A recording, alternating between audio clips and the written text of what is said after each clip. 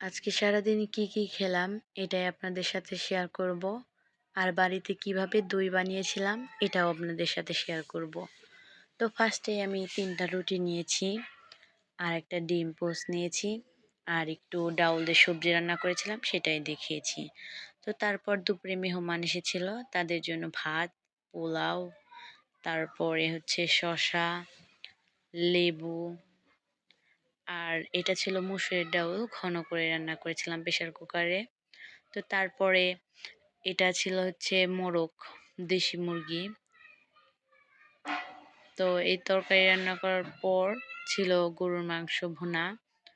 তারপরে এটা ছিল লেয়ার মুরগির মাংস, আর ছিল মিষ্টি। এই দিয়েই দুপুরে আমরা খাওয়া দাওয়া শেষ করি সবাই।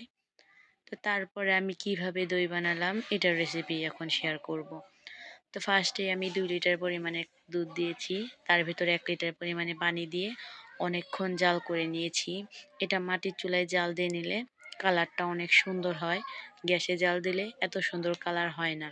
তো এই তো আমি দীর্ঘ 4-5 ঘন্টা জাল দেওয়ার পরে যে আমার দুধটার কালার দেখতেই পাচ্ছেন কত সুন্দর হয়েছে। তো দুধটা জাল দেওয়া হয়ে গেলে এখন একটা গ্লাসের দই নিয়েছি। আপনারা চাইলে বাজার থেকে দইয়ের বীজ কিনে আনতে পারেন, কিন্তু আমার কাছে ছিল না তাই আমি এটাই দিয়েছি। তো দইটা ভালোভাবে একটু পানি অথবা দুধ দিয়ে মিক্স করে নেবেন আপনারা। আমি এখানে দুধ দিয়ে মিক্স করে নিয়েছি। তো এটা ভালোভাবে মিক্স হয়ে গেলে আমি সেই দুধের ভিতর ঢেলে দেব। এই দুধটা গরম অবস্থায় থাকতে এই বীজটা দিতে হবে, না হলে দইটা ভালোভাবে সেট হবে না। তো এই তো আমি সবখানে দিয়ে দিলাম দই। তারপরে এটা ভালোভাবে মিক্স করে নিয়েছি। এরপর যে পাত্রে আমি দইটা সেট করব সেই পাত্রে একটু দই মাখিয়ে নিলাম। আপনারা যে পাত্রে সেট করবেন তার আশেপাশে দইটা একটু মাখিয়ে নেবেন, তাহলে দই ভালোভাবে জমবে। তো তারপরে দইয়ের মিশ্রণটা দিয়ে দিলাম, মানে দুধের মিশ্রণ। এটা ঢালা হয়ে গেলে উপর থেকে যে সর রেখে দিয়েছিলাম আমি আগে থেকে, সেই সরগুলো আমি এর ভিতর দিয়ে দিলাম যাতে খেতে আর দেখতে অনেক ভালো হয়।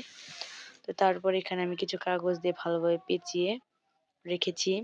3টা এক জায়গায় রেখে একে একে এর উপর অনেকগুলো কাঁথা দিয়ে দিলাম। বাড়িতে যত কাঁথা ছিল সব দিয়ে ঢেকে দিয়েছি যাতে বাইরের বাতাস ওর ভিতর না যায়। এই কাজটা অবশ্যই অনেকগুলো লেপ দিয়ে করতে হবে, তাহলে ভালো হবে। তো এই তো তারপরের দিন দেখুন আমার দইটা কত সুন্দর জমে গেছে এবং খেতে অনেক ভালো হয়েছিল। তো তারপরে সন্ধ্যাবেলা আমার না খেলে তো চলে না, আপনারা তো জানেনই। তাই বাইরে থেকে ঝালমুড়ি কিনে এনেছিলাম, ওটাই খেয়েছি। আর মেহমান ফল এনেছিল ওইগুলোই খেয়েছি। তো আজকে এই পর্যন্তই ছিল।